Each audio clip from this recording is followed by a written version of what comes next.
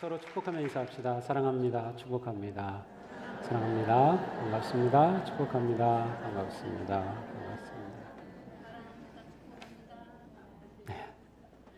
지난주 꽤 무더웠는데요. 아주 여러분 잘 지낸 것 같습니다. 아주 건강한 얼굴입니다. 이번 주 또 더 더울지도 모르지만 성령님의 시원한 바람이 우리 가운데 함께해서 아주 건강한 그런 또 새로운 삶이 되시기를 축복합니다. 예수님은 마태복음 6장 27절에 너희 중에 누가 염려함으로 그 길을 한 자라도 더할 수 있느냐라고 했어요. 우리가 염려해서 바꿀 수 있는 것은 없다. 우리가 나이가 들면 우리 몸에 이런 여러 가지 현상들이 있습니다. 얼굴에 주름도 생기고 체형도 바뀌고 또 머리도 휘어지고 기력도 약해지고 많은 것들이 있어요. 그래서 어떻게든 이것을 돌이켜 보려고 노력을 하지만 그러나 우리가 늙어가는 것은 어쩔 수 없습니다. 오늘 빌립보서의 마지막 말씀을 봅니다. 15번째인데요. 15주 지나는 동안 어떻게 우리의 삶에 변화가 좀 있었습니까? 너무 조용하신데. 네, 그래요. 15주가 어쩌면 우리 삶 가운데 변화된 모습을 보기에는 너무 짧은 시간일 수는 있겠지만 우리가 새로운 변화의 삶을 향해 나아가기에는 충분한 시간이었어요. 우리는 사실 한순간에 변화되진 않습니다. 예수 그리스도를 믿고 영접하는 것은 한순간이고 예수님이 내 삶의 주인이 되시고 우리가 믿음의 길을 걷는 것은 예수님을 믿은 그 순간 놀랍게 시작이 되지만 우리가 믿음이 깊어지고 성숙한 삶을 살아가는 것은 사실 일생의 과정이기도 합니다. 사도 바울은 에베소서에서 이렇게 말씀합니다. 우리는 더 이상 어린아이로 있어서는 안 됩니다. 우리는 사랑 안에서 진리를 말하며 모든 면에서 자라서 머리이신 그리스도에게까지 이르러야 합니다. 주님은 우리가 그리스도의 온전하신 그 장성한 분량에 이르기까지 성숙하고 성장하기를 기대하고 계십니다. 우리가 성장하기를 기대하고 계신다. 오늘 세례 받으신 분들, 오늘은 세례 받음으로 내가 예수 그리스도를 믿고 영접하였음을 공적으로 고백하였습니다. 이것은 시작입니다. 그래서 이제부터 그리스도 안에서 계속해서 자라가야 합니다. 그리스도의 장성한, 그리스도의 충만한 경지까지 자라게 되는 것이죠. 성숙은 우리가 가져야 될 아주 중요한 과제입니다. 우리가 나이가 먹는다고 해서 저절로 지혜로워지는 것은 아닙니다. 물론 나이를 먹으면 그만큼 삶의 경험이 있기 때문에 경험을 통한 지혜가 있을 수는 있습니다. 그러나 나이가 먹는 것이 우리를 지혜롭게 하진 않아요. 영적 성숙도 나이가 든다고 세월이 지나간다고 영적으로 성숙하는 것은 아닙니다. 성숙하는 사람, 성장하는 사람은 늘 그 속에 성숙에 대한 열망을 가지고 있으며 성장하려고 하는 헌신과 결단의 모습이 있을 때 진정한 성숙의 모습이 나타납니다. 오늘 우리는 빌립보서의 마지막 말씀을 보면서 우리의 삶이 어떻게 성숙해 가야 할까 하는 것을 보게 됩니다. 우리는 빌립보서 전체를 관통하는 중요한 주제, 기쁨이라고 하는 것을 보았어요. 그래서 빌립보서는 기쁨의 복음이라고 하는 별명을 가지고 있기도 한데 우리는 이 기쁨의 삶의 초대를 받았고 그리스도 안에서 이 기쁨의 삶의 길에 들어서게 되었습니다. 과연 우리는 이 기쁨의 삶을 잘 살아가며 성숙한 그리스도인의 모습을 보여주고 있나요? 오늘 사도 바울은 진정한 성숙의 모습을 말씀을 통해서 잘 보여주고 있습니다. 사실 그는 기쁨의 복음을 선포하며 기뻐하십시오, 기뻐하십시오, 기뻐하십시오 반복적으로 말했지만 그의 삶에 놀라운 엄청난 그러한 업적이 있고 그러한 승리가 있고 그래가지고 기뻐했던 것은 아닙니다. 사실 지금 바울은 감옥에 갇혀 있습니다. 로마의 한 감옥에 갇혀 있습니다. 그는 언제 여기서 풀려날지 아니면 법정에 서서 유죄 판결을 받을지 알 수 없는 상황이었습니다. 그런 여러 가지 궁핍한 상황에도 처했고 아마 그의 건강도 그렇게 좋은 것 같지는 않습니다.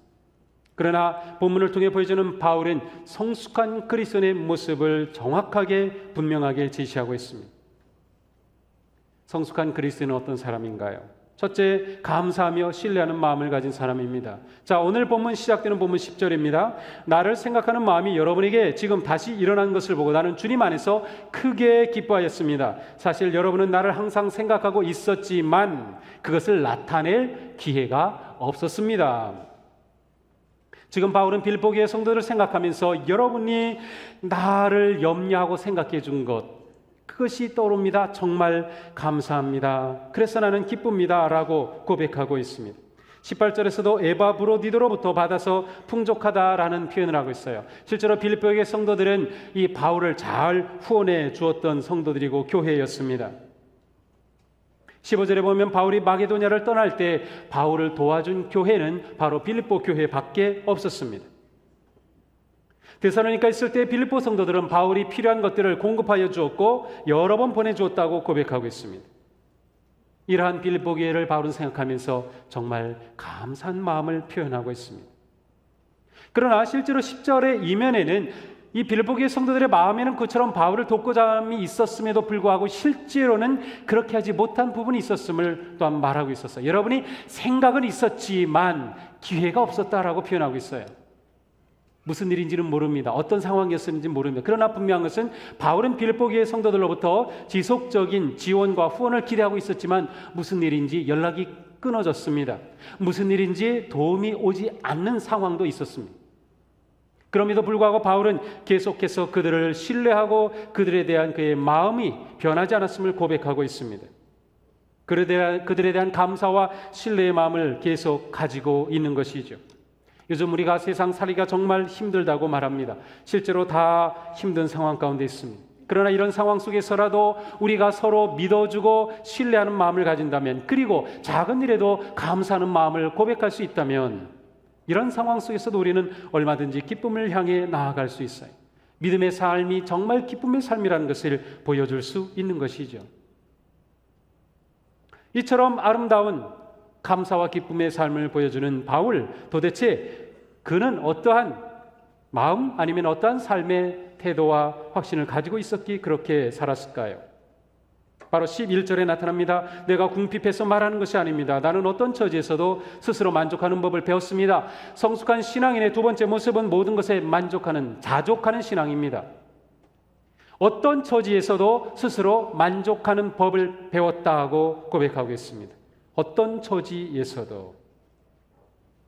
바울은 자신이 자유인이 되든 죄수가 되든 물질적으로 풍요하든 궁핍한 가운데 있든 건강하든 병약하든 빌립보 성도들이 계속해서 후원하던 것이 끊겼든 그 어떤 상황도 그의 마음에 있는 기쁨을 빼앗아가지 못하는 것을 고백하고 있어요. 그 모든 상황 가운데서 그는 만족한다, 자족한다라고 고백하고 있어요. 그런데 중요한 것은 이 자족함이 저절로 생긴 것이 아닙니다. 11절 12절을 보니까 만족하는 법을 배웠습니다. 일체에 적응하는 비결을 배웠습니다 라고 고백하고 있어요. 바울은 그렇게 항상 만족하는 사람으로 태어난 것이 아니었어요. 그런데 그는 항상 자족할 줄 아는 사람으로 변화되었어요. 그렇게 배웠다는 것입니다. 영적 성숙과 성장은 배우고 훈련하는 것입니다. 영적 성숙에는 훈련이 필요합니다.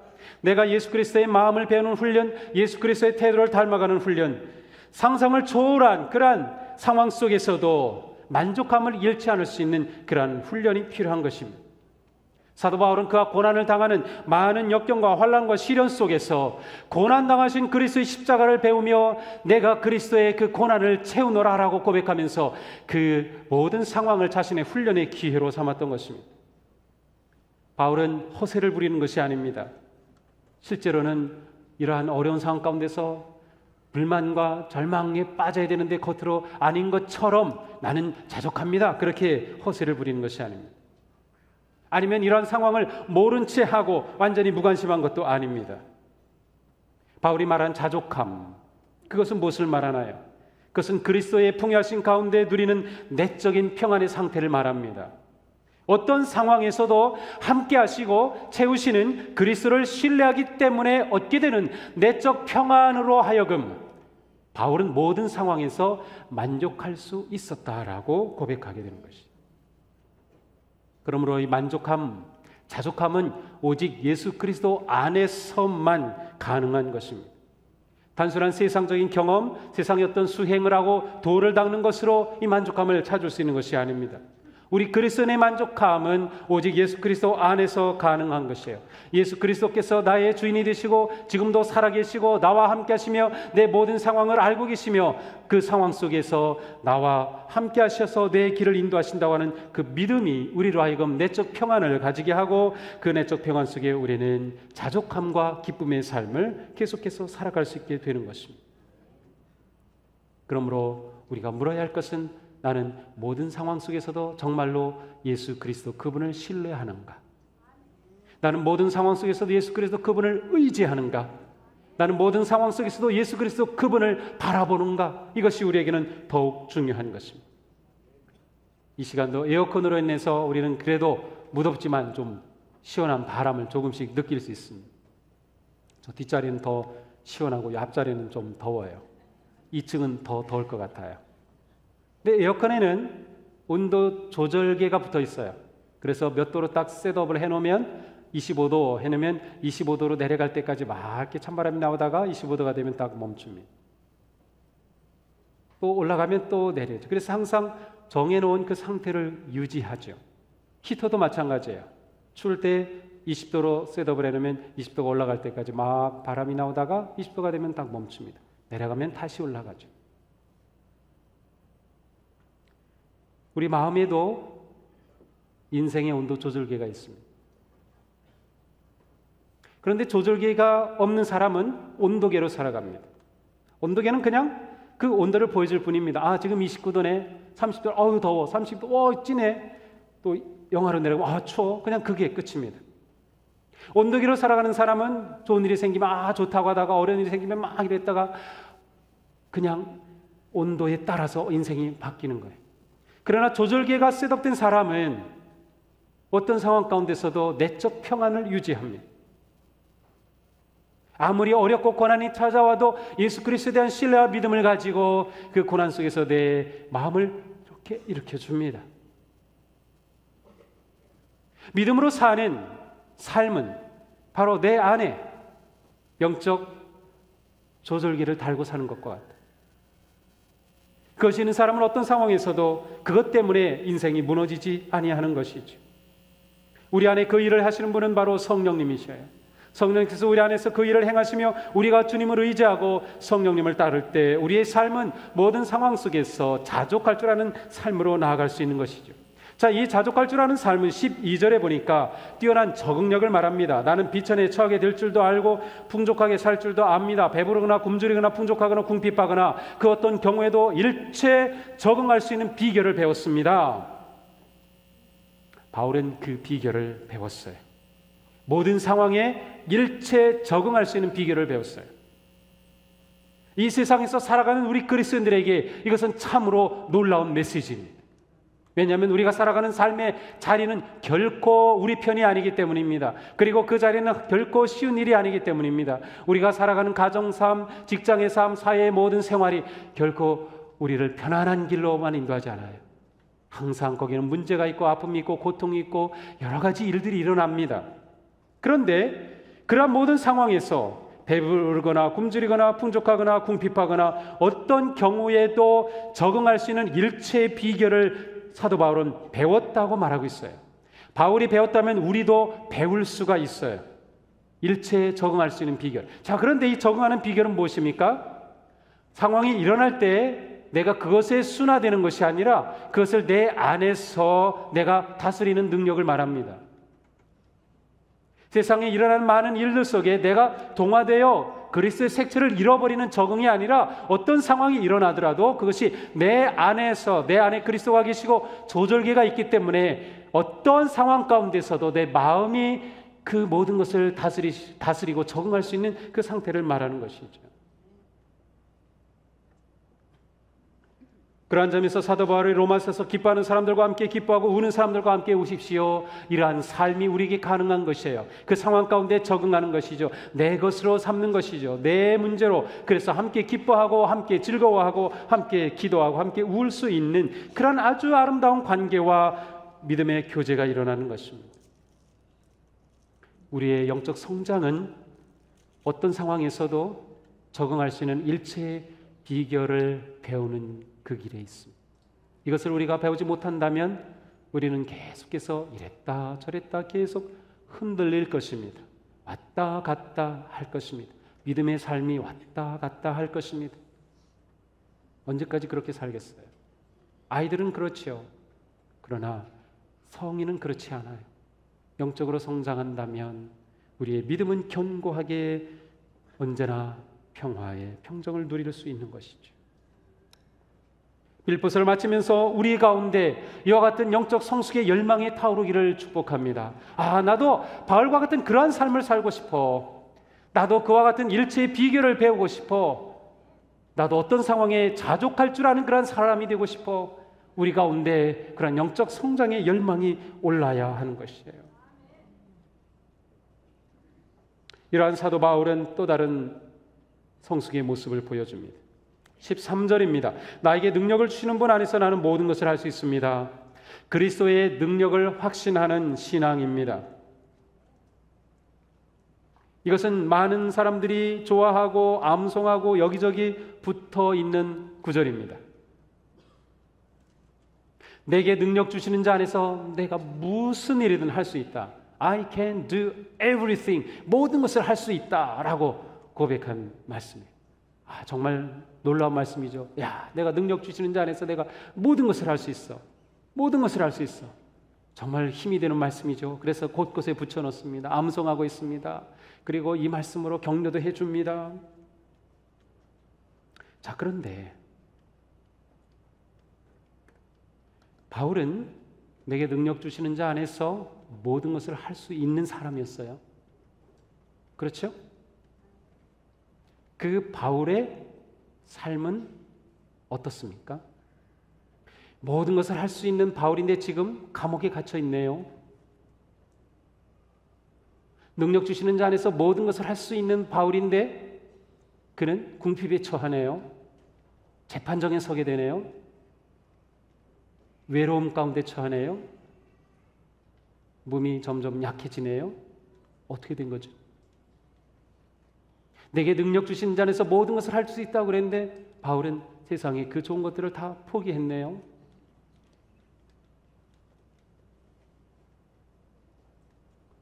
우리는 이 13절을 잘못 적용하고 있습니다. 바울이 내게 능력 주시는 자 안에서 내가 모든 것을 할 수 있다라고 말했을 때 그 모든 것은 무엇을 말할까요? 그것은 내 뜻이 아니라 아버지 하나님의 뜻입니다. 능력 주신 자 안에서 나는 아버지께서 주님께서 내게 원하시고 기대하시는 그 모든 것을 할 수 있다는 뜻이에요. 내 힘으로 사역할 수 있다는 게 아니에요. 내 힘으로는 못합니다. 그러나 능력 주시는 주님 때문에 내가 주님의 이 선교의 사역을 복음의 사역을 내가 감당할 수 있다는 뜻입니다. 우리는 이 말씀을 내 뜻에 적용하죠. 내게 능력 주신 자 안에서 난 모든 것을 할 수 있다. 내 인생은 이렇게 큰 위대한 일을 이루어가고 내 이렇게 대성공을 이루고 이러한 것들을 막 꿈꿉니다. 주님, 내가 주님 안에서 모든 것을 할 수 있네요. 네, 물론 그것도 포함이 됩니다. 주님 안에서 우리는 무엇이든 할 수 있어요. 왜냐하면 지혜의 주님께서 우리에게 지혜를 주시면 사업도 잘할 수 있고 경영도 잘할 수 있고 우리의 삶 얼마든지 그렇게 탁월하게 승리하며 성공의 삶을 살아갈 수 있어요. 그러나 그것은 항상 더하여 주시는 부차적인 겁니다. 우리의 삶의 초점은 오직 먼저 그의 나라와 의를 구하는 것이에요. 하나님의 나라와 하나님의 의, 하나님의 뜻을 구하는 것이 우리의 삶의 초점이에요. 우리가 이것을 능력 주시는 자 안에서 감당하게 될 때 주님은 우리에게 이 것들을, 다른 것들을 더하여 주셔요. 근데 우리는 이것을 추구하며 하나님의 뜻을 놓쳐버리죠. 이것을 추구하기 위해 하나님의 계획을 받아들이지 않죠.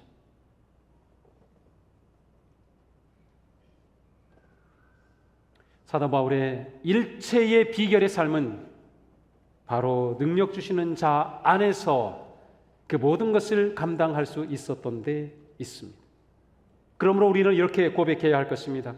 그렇구나. 내게 능력 주시는 자, 내 주님 예수 그리스도, 내게 새 생명과 진리의 빛을 비춰주신 그분이 나와 함께 하시기 때문에 내가 겸손해질 수 있고 내가 온유해질 수 있고 내가 그리스도를 위해서 내 것을 내려놓을 수 있고 포기할 수 있고 고난의 길도 마다하지 않고 갈 수 있는 그 삶을 살아내는 거예요.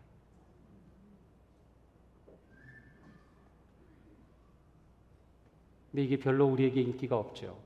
그러니까 아멘이 별로 없잖아요. 내게 능력 주시는 여러분 부자가 될 줄 믿습니다. 그럼 아멘 할 거려? 그거 아멘 하잖아요.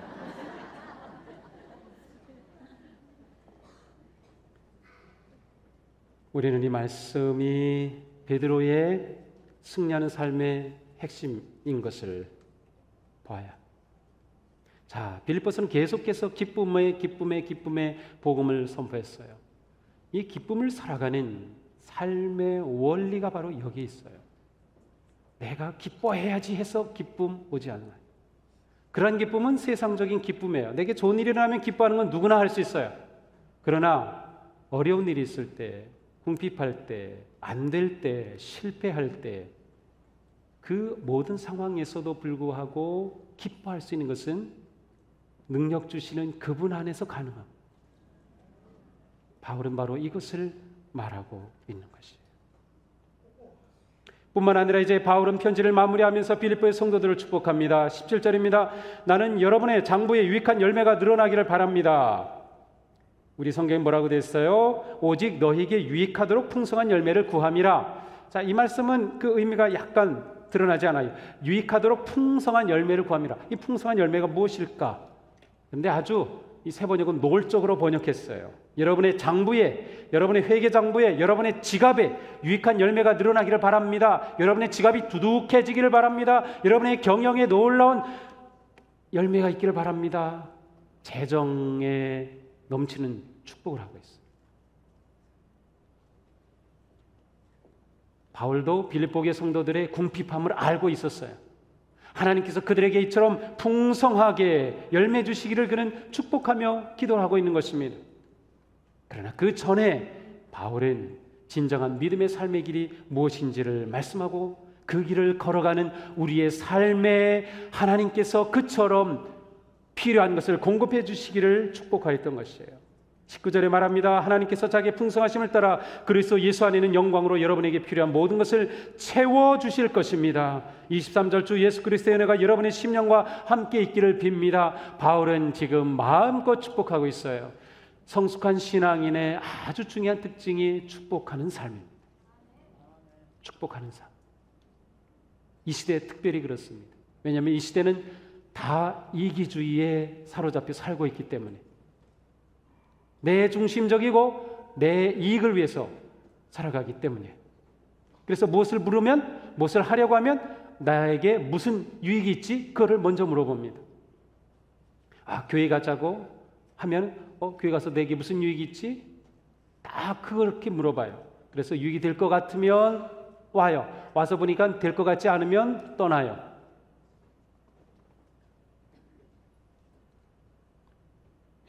이것은 뭔가 잘못된 거죠. 이러한 세상에서 우리가 그리스도인으로 사는 것은 나 중심, 이기심이 아닌 정말로 사랑하는 마음으로 사람들을 축복하는 존재가 되는 것이에요. 다른 사람들에게 복을 가져다 주는 존재가 되는 거예요. 하나님이 아브라함을 택하셔서 너는 복의 근원이라 라고 말씀하시고 그를 통하여 민족을 이루시고 하나님의 놀라운 백성을 이루신 것처럼 하나님께서는 우리를 택하셔서 우리가 이 세상에서 복의 존재로 살기를 원하시는 거예요. 그러므로 우리는 내가 신앙이 성숙했는가? 어떻게 할 수 있어요? 내가 정말 복된 존재인가 물어보면 돼요. 내 가정에서 내가 정말 복된 존재인가요? 내가 예수님을 믿는 그리스도인이기 때문에 내 가정이 나 때문에 복을 누리는 그러한 가족인가요? 나 때문에 내 회사가 복을 받나요? 나 때문에 내가 살아가는 그 삶 속에서 다른 사람이 복을 받나요? 우리는 모든 상황 속에서 복을 끼치는 축복하는 그런 존재로 부름을 받고 그 삶을 사는 것. 이것이 우리가 성숙한 믿음의 모습으로 그려야 할 아주 중요한 부분.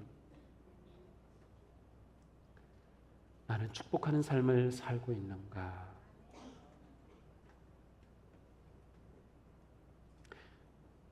제가 굉장히 기쁜 순간이 있어요. 그것은 성도님들이, 권사님이, 장로님이, 집사님이 저에게 와서 기도해 주세요. 그런데 그 기도가 자기를 위한 게 아니라 다른 사람을 위한 거예요. 또 가족도 아니에요. 그런데 목사님, 이분을 위해서 기도해 주세요. 이분이 목사님 기도받고 인생이 변화되어야 되겠어요. 이 어려운 가운데서 승리해야 되겠어요. 라면서 그러한 요청을 해올 때 저는 얼마나 기쁜지 몰라요. 축복의 삶을 사는 모습이기 때문에. 축복의 삶. 근데 우리가 이게 서로 이와 같은 축복의 존재가 되는 것이 중요합니다. 우리 교회가 진정한 믿음의 공동체가 된다는 것은 모든 성도들이 서로를 그렇게 축복해 주는 거예요. 서로에게 내가 복된 존재가 되려고 하는 거예요. 그것이 곧 예수 그리스도를 닮아가는 삶이죠. 하나님께서 이 땅에 예수 그리스도를 보내셔 우리에게 진정한 복을 주셨어요. 예수님은 우리에게 참된 복을 가져오신 분이에요. 참된 복의 길을 열어주신 분이에요. 그것을 주시려고 십자가에서 죽기까지 하셨어요. 그 놀라운 복은 곧 하나님의 사랑. 우리가 예수 그리스도를 통해 하나님의 사랑을 알았고 그 하나님의 사랑을 누리는 놀라운 복된 존재가 되었으니 우리가 이 복을 전하는 거죠.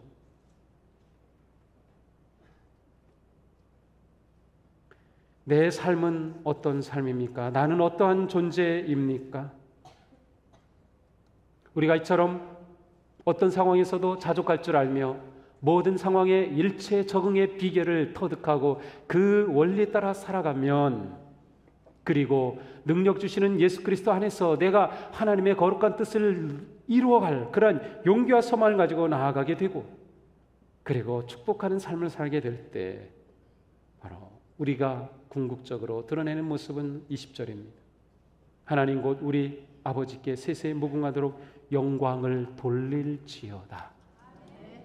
하나님께 영광 돌리는 삶을 사는 거예요. 우리의 삶이 하나님께 영광을 돌린다면 100% 성공한 삶이에요.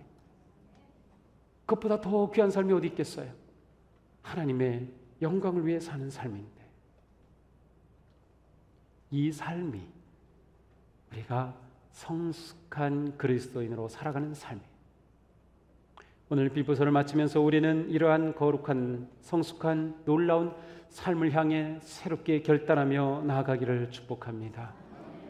하나님의 말씀이 정말로 내 안에 심겨져서 그 말씀이 내 안에 일하기 시작하고 역사하시기 시작하는 그런 놀라운 출발이 오늘 이 자리에서 일어나기를 축복합니다.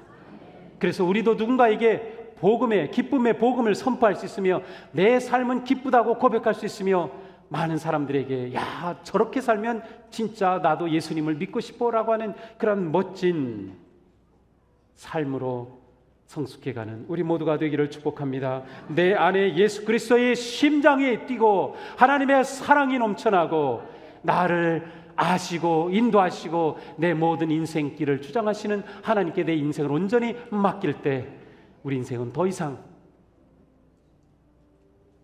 절망과 푸념과 불안과 아니면 원망에 빠지는 삶이 아니라 모든 상황에서 감사와 기쁨과 축복의 삶이 되는 그런 놀라운 삶이 우리 가운데 펼쳐지기를 주님의 이름으로 축복합니다. 기도하겠습니다.